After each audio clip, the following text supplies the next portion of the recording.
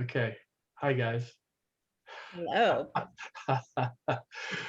It's what? April 28th, 2021, and we are here to talk about haikus. I tell you what, it is the fun is starts before we start recording this. I mean, it's just fun.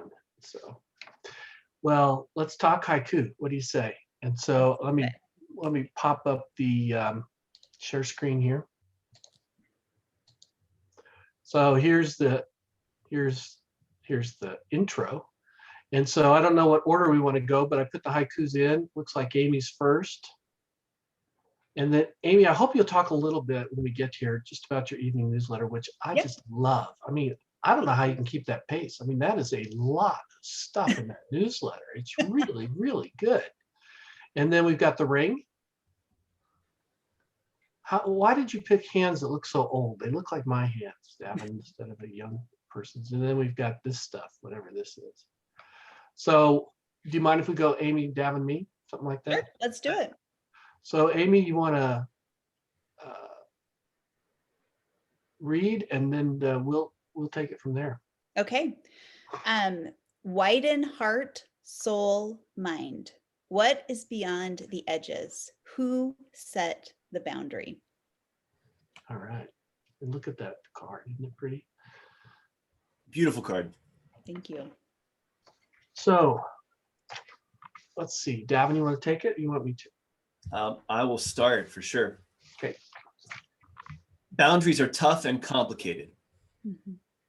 Physical boundaries, like impassable mountains, uncrossable waters, and uninhabitable deserts, usually make me question the wisdom of those brave souls who are tempted to push the edges. Mhm. There are places humans just weren't built to be. If there isn't enough water to sustain human life, it's likely best left to those creatures needing less H2O. Aristotle talked about practical wisdom, phronesis, a kind of intelligence combining good judgment and good character. Applied to boundaries, practical wisdom would likely correct my knee-jerk response, however. Boundary crossing, done with care, done with respect, and done with preparation, has made us and the world better. Mhm. Even more, the concept of boundaries, who is in and who is out, where are the edges, and why are they where they are, is among the most ancient of human challenges with no apparent end in sight. Mhm. Amy's practical wisdom, your phronesis, Amy, widen heart, widen soul, and widen mind is sage advice in this age of easily spread fear and xenophobia. Mm. The best parenting advice I ever received, maybe coming from a version of it from one among us here. You can't screw up by loving too much. That advice should be liberally applied to our edge-full world. Mm. Mm-hmm. So good stuff Wow. in haiku, Amy. I like it a lot. Thank you. Wow. It should be like a motto folks hang up on their wall. I love that high. I love your high bun there. I got I to know to talk thinking. about boundaries and like that was so good. I hadn't thought of it in the physical boundary way, but I love that. I was thinking of and he was talking about edges, which I love edges, being on the edge. Richie Rohr talks about being on the edge of the outside, which I love. And then isn't it Parker Palmer and Carrie Newcomer who have the growing edge? Isn't that what they have? Yes. Yeah. I love that. I just love it. So anyway, here we go. The question Amy's haiku immediately provoked for me was her last one. Who set the boundary? That question, teed up by her first two lines about widening what is most individual, heart, soul, and mind, triggered a much larger venue, the universe and well beyond. I'd talk about the universe and well beyond. In our day-to-day lives, our perceptions of the edges come from our experiences, from our culture, and the beliefs and the limits to which we will take our imagination and practices that we carry as a result. Mm-hmm. Is there a who setting any boundaries? Are there really any boundaries? That is, walls we cannot climb or just obstacles, self or other imposed that are false limitations. Mm-hmm. Or maybe our finite bodies can only reach so far in their current form, and some who, humans or non-humans, will discover ways to help us evolve with a wider, though perhaps not limitless, set of abilities. Hmm. All boundaries can and will be widened and eliminated if we think in terms of billions of years, Hmm. or if we think within the limitless present moment. Wow. Yes, So good. boundaries are endlessly fruitful in terms of they're the generative areas, figuratively and literally. That's right. That's right. Love that. Oh, I love that. All right, this is my hi Ben. I write my haikus usually as a form of lectio divina or florilegium. I notice words or phrases that sparkle up in text that I'm reading, and I write a haiku inspired by those sparkles. Sometimes I write a quick note that reminds me of the phrase or text that the inspiration came from. I didn't do that with this haiku, and I really wish I would have. I've been doing some challenging reading recently, reading about history and tracing the impact that religious dogma has had on the evangelical church and the church in turn on women, people of color, gender, orientation, all of it. It's made me mad at times, unbearably sad at others.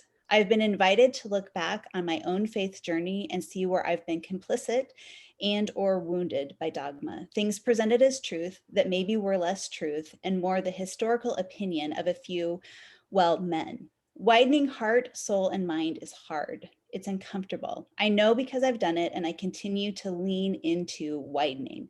What is beyond the edges and who set the boundaries are subversive questions, simple on the surface and complex beyond understanding. Yet these are the questions I believe I must ask, or I seem to continually find myself asking.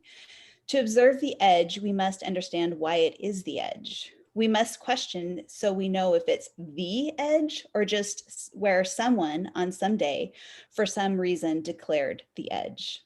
Who set the boundary? What were their bias and beliefs? What were their understandings and blind spots? How do we know the boundary set is worth keeping if we don't understand where it came from? Widening is hard work. It's uncomfortable, it's painful, it requires honesty and humility. It's good work. It's worthy work. It's freeing work. Wow. Amen. I like it. I would love to know your journey, Amy. I'd love to know what you're reading. It just seems so rich, so rich. A lot of the questions that you're thinking about are questions I've thought about for a long time. So that's great. Yeah. And Thank it's work that we have to do now. Yes, more than ever, I think, more than ever. Yep, we have to. Nice. Agreed. Thank you, Amy. So I'm going to put up again this, and just because some folks will be watching this, maybe me and my brother, if my brother will watch it, I'm not sure. But Amy has this awesome newsletter going out, which folks watching this may or may not know, but I love it. So you want to say a word or two about it, Amy? It comes out every Sunday night, I think. Yeah, I send it out every Sunday night. The idea is we've finished the weekend, getting ready to start a new week, and how can we lean into the questions of smaller and deeper? I think our world tells us that bigger and wider is, what we're aiming for. And I just want to invite people at the beginning of the week to see things smaller and deeper. And so I share a reflection that I write. This week I wrote about water as the first medicine from an experience that I had. I share an idea for a practice that people can engage in. Even just simply this week, it was identifying the watershed that you live in. or learning to pray near water. And then I just share quotes or ideas that can be like forms of Lectio Divina that kind of invite people into thoughtfulness. I don't know. So you can sign up there. There's it says the address, and we can put a link in the blog. Yeah. But thank you. Yeah, I love it. And she's only done like three times now, 3 or 4 or 5. Yeah, I think it's actually 5 or 6. It's 5 or there's 6. more than it keeps going on. I read them all, and they're packed with all sorts of just great things, different things. Something's bound to. So if folks sign up for this, of course, I always encourage people to send it on to other people if you like it, and so that way she can, other folks can see what Amy's talking about. Yeah, and it's free. It's just an email in your inbox. That's just a love offering. So It is. It's free. It's just terrific, and Amy's doing a bunch of other stuff as well. So, but in any case, yeah. So how about Davin? You want to go next? Sure. Dr. Karchelman? I love that photo. It's so beautiful. Thank you. I can't claim credit. Only the unearthing of it. So do you want to read it? And then we will bun it. The ring, finger, circle, 1. Golden ellipse, mark of faith. Scratches count the years. Mm. And just look at that picture before we get out of here. Nice. Amy, you want to start or you want me to? I can. Okay, great. Symbols are powerful. They draw our eyes and heart towards something deeper. They remind us that a circle isn't just a shape. The circle with no beginning and no end is a symbol of eternity. Symbols are simple. They evoke something deeper and more profound in their simplicity. A circle, just a circle. And yet when we consider all the elements of a circle, our hearts are stirred to consider noble ideals. Symbols are a record of something. They mark belonging, faith, ideals, and purpose. Symbols are forward, meaning meaningful symbols are windblown, weather-worn, and scratched. They are used and shown. Symbols are extraordinarily ordinary, a ring on a finger. Maybe we wear a ring, maybe we notice them at the grocery store. Sometimes the reflection of a ring can be seen on the finger of a driver in the next car. The beauty and power of haiku is finding the absolute essence and pausing there, finding all the meaning and reminding us that a ring is more than just gold. It's a commitment, a promise, a belief, a hope, a record of highs and lows. Woohoo. Wow, that's great. The scratches are the meaning, right? I love it. Yeah, the scratches. Okay. For some, the golden ellipse turns into a golden ellipsis. That is a series of rings and relationships over time, representing something left out of each preceding ellipse. But I digress.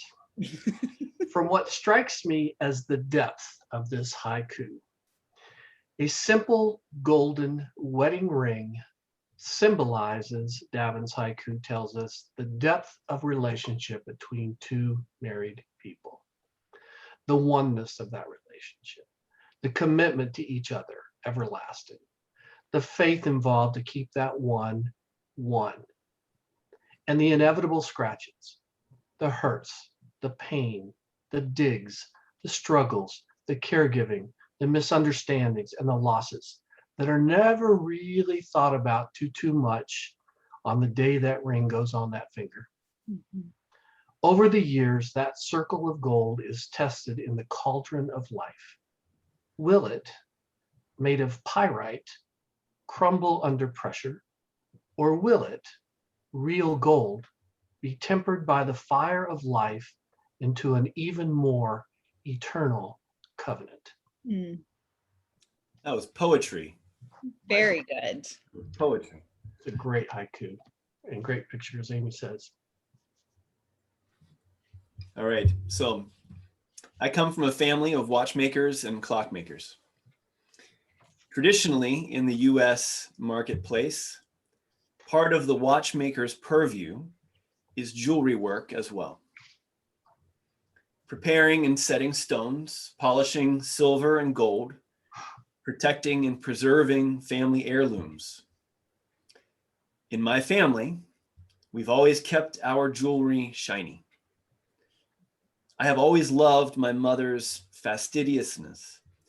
A visit home always includes an invitation to have our shiny things cleaned, polished, and secured. When it came time for my own wedding, I started noticing the ring on the finger of my father-in-law to be. It was a plain gold band, not shiny at all. In fact, it appeared to have never been polished or buffed. At that point in our relationship, it wasn't something we would have discussed, but to me, it stood out in a good way.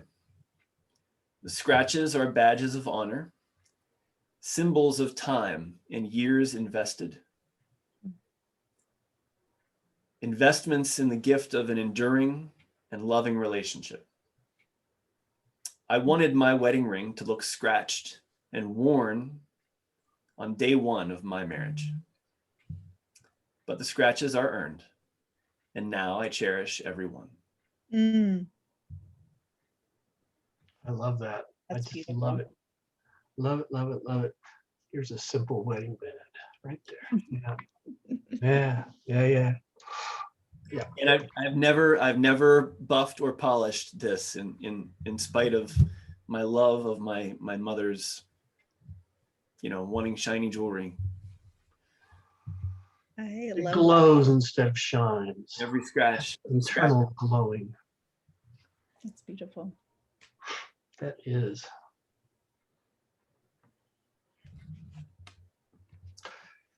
All right, yours now, Michael, right? Moi. Moi, moi. Yeah, you got me thinking, slowed me down. I got off track here. Always dangerous. Always dangerous. Okay, here we go. Mountain whiskers. Usually I don't title these, but lately I have been. So this is mountain whiskers. Snowy mountaintop covered with whiskery trees. Shadows line the scene. Now I probably ought to, since I'm going to talk about this a little bit, just kind of show the next piece, which is called shaving cream. Michael, did you draw the whiskery mountain? Did I draw this mountain? No. Draw that, yeah. No. It's such a great picture. I mean, it seems so simple, and yet the more I study it, it's so good. I love it. So it's a photo, not a drawing? It's a photo, not a drawing. Huh, wow. Yeah, I don't think I could draw that. I'm not that good to draw that intricately. You look at those lines going left and right. Yeah. Those are shadows. No, I wish I could do that. Did you take the photo? Oh yeah. I take the photos whenever I can. I take the photos. For these, I take the photos. It's pretty interesting, and this is on the side, but it's pretty interesting. This little practice of ours, this haiku, writing haikus, and then I think I've mentioned this before, but then it becomes a kind of a piece of art to put together this, and so I could use other people's photos and they'd be better photos, but I like the idea that the whole thing comes from me. So now I bought colored pencils and markers, and you can see that I'm starting to do stuff on the back, and there's just it's become a little practice, which is creative, which I don't have that much in my life. So I love it. yeah. And what's interesting is that evolves over time. See, Davin doesn't even have any color on his. And here, yeah, I've started. By the time it gets to the end of the month, we've got different kind of flowers. Did you write the same thing on them? Generally, I write the same thing on the back. Although this has evolved a little bit from. I think you got something a little different. Live into the new, and it's a haiku. Really, the old but resumed. I think I said renewed for you all, but resumed. Renewed. Flowers are blooming, and so I've tried. this is more than you want to know, but I try to make these anonymous, but as time goes on, um, I'm afraid these letters are going off to places and ending up in, black boxes somewhere. And so I've started putting my return address. And so I've lost a little bit of that anonymity that I like. So in any case, that's what I'm doing. So bring the high buns on, bring them, bring the critique, bring the. There's no critique ever. I know it. I'll go. Mountain whiskers is a reminder that inspiration hides in the ordinary, that invitations to see something new beyond the temporal. This haiku reminds us that trees with the right eyes are more than just trees. Perspective. The way we look at something is not fixed. We can push past the boundary and see beyond. We can widen our vision, and trees can become whiskers. So subtle, and yet with the picture Michael shares, the question arises, are those trees, or perhaps those really are whiskers? Are trees Mother Earth whiskers? What does that mean? The picture is achingly beautiful. Why are those trees without needles and boughs? Why do the trees end? Where do the trees end and the shadow begin? The shadow creates texture and movement in the photo. I imagine it would have been easy to focus on what's missing, the gaping holes of the picture. Instead, we are invited to zoom in and consider how closely related the contours of Earth are to our human body. We are one, the trees, the whiskers. We are one, bound by sun, shadows, and snow. Awesome, Amy. Thank you. That was great. I want to see those words in print somewhere. They're so beautiful. Thank you. And I don't know why I'm just realizing now so I've been looking at this as a drawing. And it's as I look at it now, definitely is a photograph. So I thought that at first though too. It does. I glanced at it and thought it was a pencil drawing, and then I looked and was like, "Oh no, that's a photo." yeah, it has a real rustic quality to it that I think. I don't think it changes my haibun at all, though. One of my habits, something I do without choosing to do it. It just happens. It's not necessarily good or bad. Is walking over terrain in my mind. These mind walks are especially common as I drive. Highways are usually built over paths of least resistance, providing a viewscape of surrounding mountains, more rugged terrain, or more densely populated areas. Highways those are places less convenient for highways. Mm. So you look out on places that are more rugged. As I drive, my mind wanders to the walk. Are there paths over and around the mountains? Would that ridge have a spot for a tent? Is there accessible water in that drainage, the fold where the two mountains come together? And I was imagining Michael shading that fold where the mountains come together. I'm usually grateful for spots that appear inaccessible, unexplored, and wild. In the West in particular, but everywhere really, human indefatigability is on display. There's seemingly nowhere an ambitious human can't access. What appears wild and inaccessible is usually charted, owned, and soon to be harvested. In this context, a whiskery, snowy mountaintop is a treasure. A treasure in the sense that it's been left alone long enough to have shadow-casting trees. Mm. The snowy mountaintop is not just a place I can imagine walking. It's a sign of hope. Old things bringing new life as the whiskers become beards. Wild places, inaccessible places are necessary. That's beautiful. That is. Thank you. Thank you. Another amazing month. Amazing month. Another amazing month. Isn't it amazing month? It is an amazing month. Woohoo. Okay. So I first thought of burned and blackened trees as whiskers during a trip to Yellowstone Park years ago. At the time, I was devastated by the loss. I don't remember what caused the fire, but I realized that clearing the forest via fire caused intentionally by humans or by Mother Nature can be healthy. When I came across the scene in this haiku last March, I immediately saw whiskers protruding from the face of the mountain. This haiku, paired with the shaving cream clouds on the other side of the car, felt whimsical, felt connected.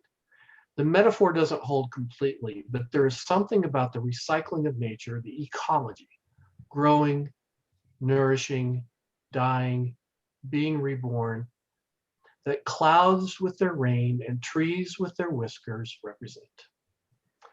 After what one essayist, Austin Kleon, recently wrote about being dormant after, my words now, all 4 seasons worth of a winter of discontent, I was ready for whimsy and rebirth and flourishing. I do so love our planet, nature, and the wonder of it all. I have to admit, I didn't get it. Shaving cream, whiskers. Yep, I just got it. It just came together when you said it. It even took, this is how bright I am. It even took me a second after you said it. So, you're too clever, Michael. One can be so subtle that it is,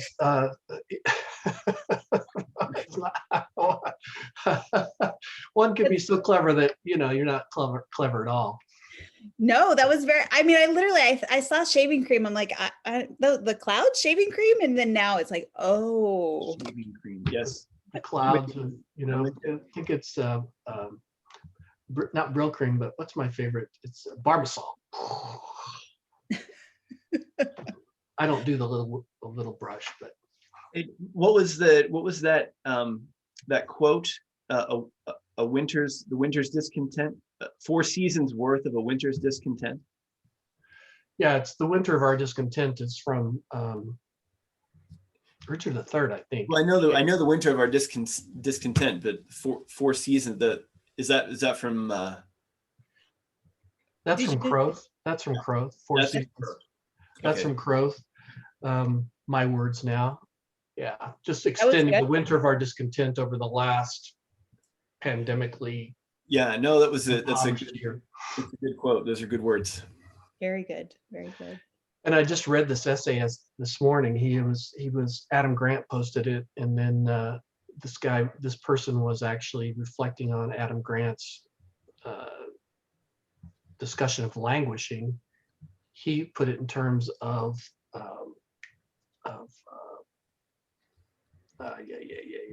dormancy instead of languishing. And so I do believe, you know, now that I have 2 vaccines, I feel like, you know, I can go out and, you know, things can start happening. So those are some good things that are going on. So what else before we get out of here, my friends? Just gratitude. Thank you both. Great work. Thank you. And we'll go from there next month.